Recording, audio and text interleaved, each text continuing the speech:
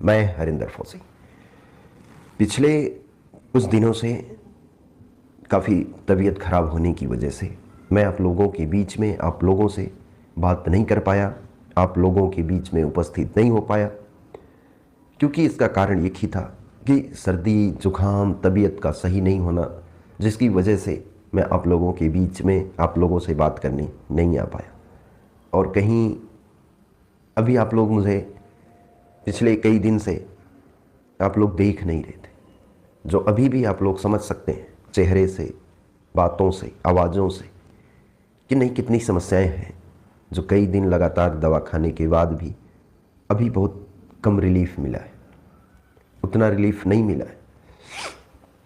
तो जिसकी बदौलत मैं आप लोगों के सामने आप लोगों से बात करने उपस्थित नहीं हो पाया।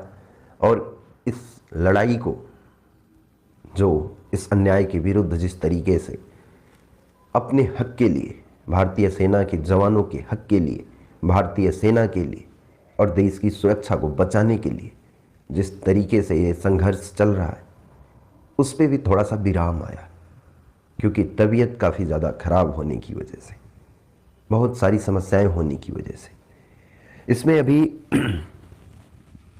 इसमें अभी मैंने देखा इस 2-4 दिन के दौरान कि कई लोग, एक खबर छपी हुई है अखबारों में, कई लोग उस खबर का हवाला दे रहे हैं और उस खबर को दिखा रहे हैं, उस पर बातें कर रहे हैं। जैसा मेरे पास भी कई लोगों के फ़ोन आए, कई लोगों ने वो चीज़ों को भेजा, जिसमें लिखा है कि सेना की छवि खराब करने वाले पूर्व सैनिकों पर शिकंजा, सेना की छवि को खराब करने वाले पूर्व सैनिकों पर शिकंजा। तो भाई, सेना की छवि कौन खराब कर रहा है और किस तरीके से सेना की छवि खराब की जा रही है? उनके ऊपर शिकंजा कसा जा रहा है।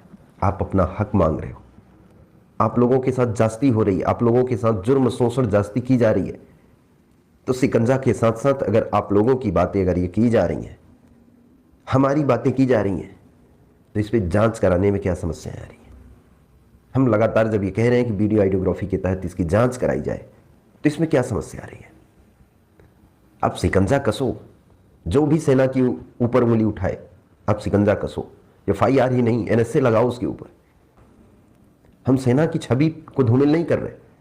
अधिकारी जिस तरीके से मनमर्जी कर रहा है, जिस तरीके से दादागिरी कर रहा है, उस चीज को हम बता रहे हैं और उस बेलगाम अधिकारियों के ऊपर लगाम लगाने के लिए लगातार इस तरीके से हम लड़ते रहेंगे।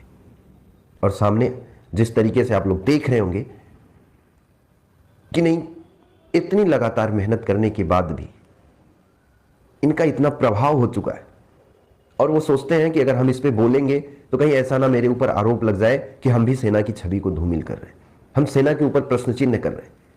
तो ऐसा सोचने वालों को भी मैं बताना चाहता हूं कि हम सेना के ऊपर प्रश्न चिन्ह नहीं कर रहे।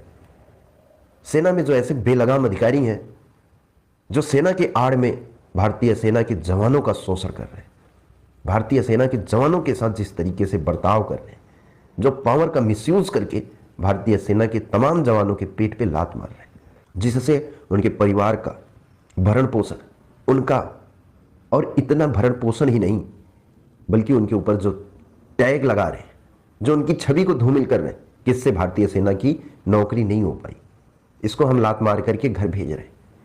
तो भाई, उसकी आप वीडियो आइडियोग्राफी कराइए। और आप घर ही क्यों भेज रहे हैं उसको सजा करिए।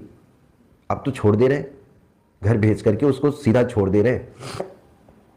एक कठोर कानून बनाइए ना कि अगर जो जिस तरीके से अगर भारतीय सेना में इतना अगर वो गलत कार्रवाई कर रहा है तो उसे सिर्फ नौकरी से निकाला ही नहीं जाएगा, उसे आजीवन जेल में भी रखा जाएगा। बनाइए ना कानून ऐसे।